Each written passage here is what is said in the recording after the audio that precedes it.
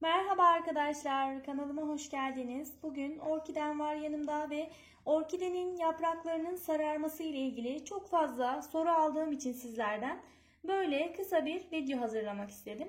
Şimdi öncelikle genel olarak orkide yapraklarının neden sarardığı ile ilgili kısaca bir bilgi vermek istiyorum. Daha sonra da neler yapabilirsiniz bununla ilgili açıklama yapacağım.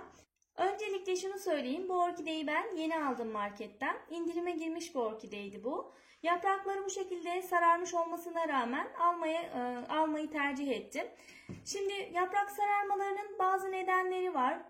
Başlıca neden genel olarak yeni alınan orkidenin eve geldikten sonra yapraklarının sararması.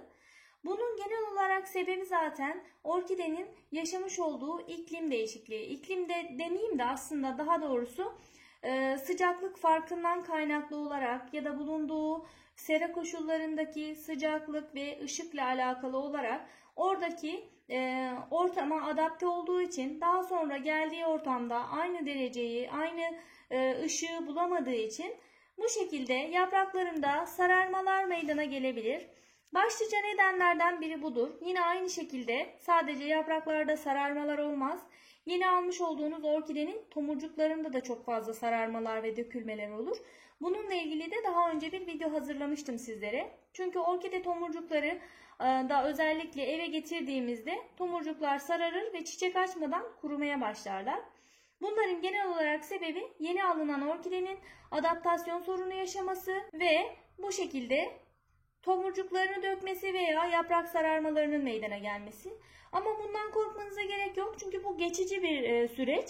Adapte olduktan sonra tüm bunlar düzelecektir. O yüzden böyle bir durumda eğer orkideniz bu şekildeyse, yani orkideyi yeni aldığınız için yapraklarda sadece sararma olmuşsa veya tomurcuklarda dökülme olmuşsa bu geçici bir durumdur ve belli bir süreden sonra kendiliğinden düzelecektir. Bunda korkulacak bir şey yok. Yani köklerini şöyle kontrol edin. Kökleri eğer sağlıklı görünüyorsa ve orkidenin genel olarak kendisi sağlıklı görünüyorsa, yaprak sararmaları da normal bir şekilde böyle sararmışsa bunda herhangi bir sorun yoktur.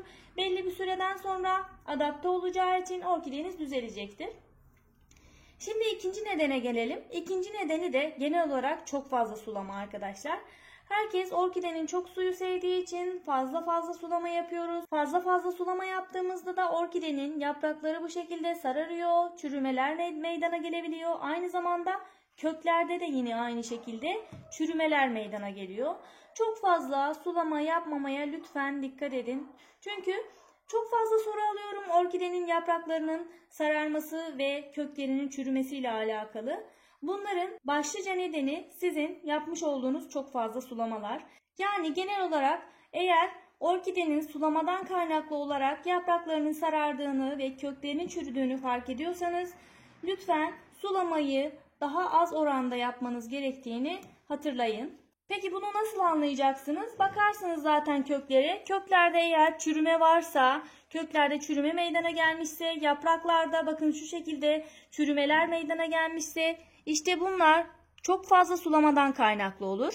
Bakın şöyle yapraklar çürümeye başlamış. Bunlar çok fazla sulamadan kaynaklı olur. Şimdi bu orkideyi de az önce belirttiğim gibi ben yeni aldığım için marketlerde de bir su haznesinin içerisinde kalıyor genellikle bunlar.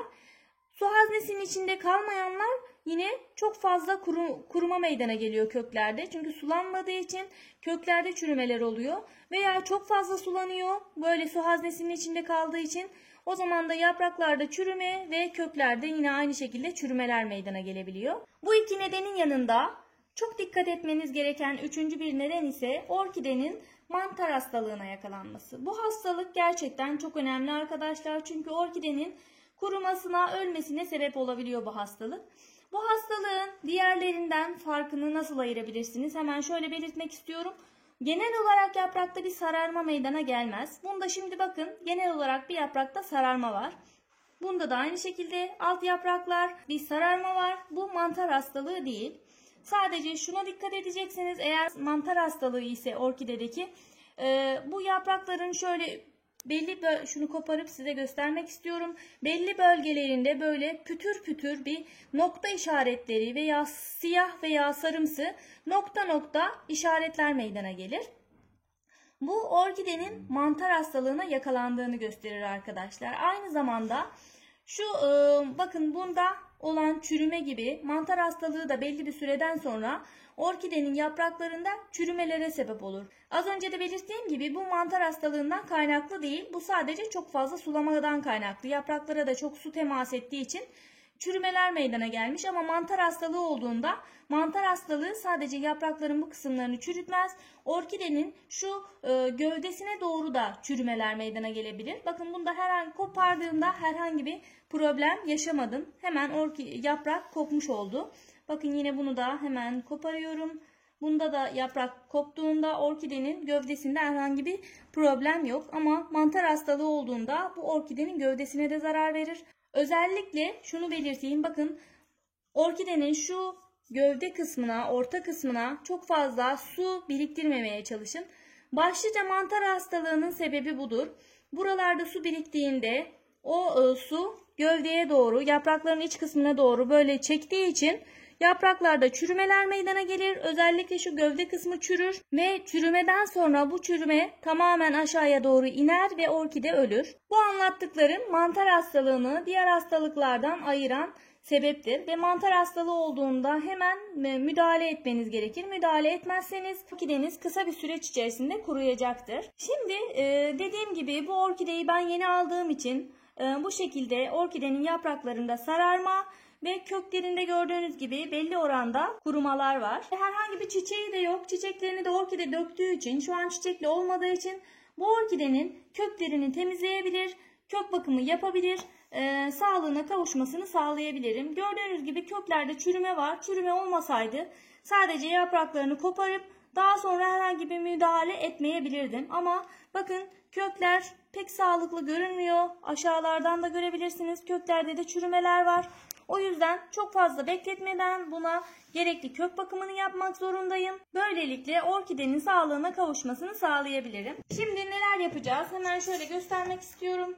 Bakın hemen çıkarıyorum orkideyi. Öncelikle şu çubuktan kurtulalım. Çubuğunu çıkarıyoruz. Sonra şöyle bir bakıyorum ne durumda olduğuna.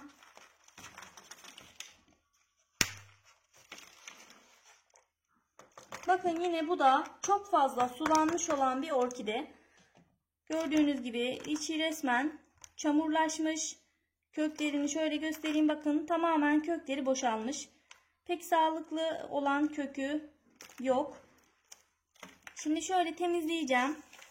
Göstereceğim sizlere. Bakın bu orkidenin içinde sünger yokmuş. Çoğu orkidede sünger oluyor. Bunda sünger yok. Ama orkidenin iç kısmı zaten çok fazla su aldığı için bakın köklerin çoğu içi boş bunların. Böyle sağlıklı göründüğüne bakmayın. Şunların hepsi çürümüş. İçi tamamen boşalmış. Bakın bunlar hepsi kesilmesi gereken kökler. Şimdi bunu öncelikle bir yıkayacağım. Sağlıksız olan köklerini keseceğim ve gereken bakımını yapacağım. Bakın şu toprağını da göstermek istiyorum. Çok enteresan bir toprak kullanmışlar bu orkidede. Belki de kök çürümelerinin başlıca sebebi de bu topraktır. Bakın normal toprak gibi bir toprak kullanmışlar. Yani bu orkide toprağı değil. Sadece üst kısmına görsel açıdan görünmesi için herhalde bu şekilde bir miktar toprak kullanmışlar. Onun dışında genel olarak sadece normal orkide toprağı değil de çiçek toprağı kullanmışlar arkadaşlar. Bakın bu o yüzden belki de böyle kökleri hava alamadığı için belli bir süreden sonra çürüyor. Şimdi hemen bunun köklerini temizliyorum. Kökleri temizleme işlemini yaptım arkadaşlar. Şöyle sararmış olanları koparmanıza gerek yok. İçleri boşalmış olanları, çürümüş olanları sadece koparabilirsiniz. Şöyle temizleme işlemini yaptıktan sonra yine aynı saksıyı kullanabilirsiniz. Aynı toprağı kullanmıyorum. Eskiden almış olduğum toprak vardı. Onu kullanacağım. Şöyle bir miktar toprak koyuyorum. Daha sonra orkideyi içerisine koyacağım. Bu şekilde yaptıktan sonra toprakları koyuyorum. Bu orkidenin kökleri yeterli olduğu için ben direkt saksıya alıyorum, ama siz diyelim ki açtınız köklerini ve köklerin sağlıksız olduğunu gördünüz. Yani birkaç tane, sadece 1-2 tane kökü kalmışsa, kökleri çok iyi değilse, o zaman toprağa dikmek yerine yosunla köklendirme işlemini yapabilirsiniz. Kanalımda bununla ilgili video da mevcut. Yukarıdaki linke tıklayarak onu da izleyip o uygulamayı yapabilirsiniz. Köksüz orkideyi de veya birkaç tane kökü olan orkideyi de bu şekilde normalde orkide haline getirebilirsiniz. Veya su kültüründe bakarak orkidenin daha hızlı bir şekilde köklenmesini sağlayabilirsiniz. Her iki yöntem de uygun aslında ama yosun ile köklendirme biraz daha hızlı su kültüründe köklendirmeye oranla. Ama dediğim gibi kökleri bu şekilde sağlıklı ise normal toprağa dikerek de orkideyi saksısına alabilirsiniz.